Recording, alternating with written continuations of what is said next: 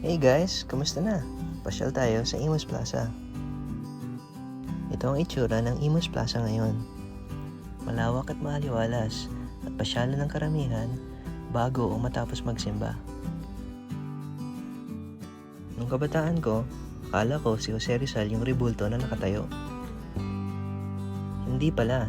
Ito pala ay si General Licerio Topacio.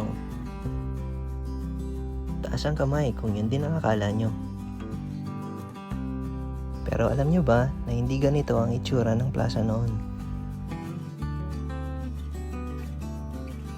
Dati ay napapalibutan ito ng pergola at nagsisilbing silong sa init ng araw. I-google nyo na lang kung anong ibig sabihin ng pergola. Pati ako hindi ko ma-explain sa inyo. Bukod dito, meron ding fountain sa gitna ng plaza noon. Pero wala tayong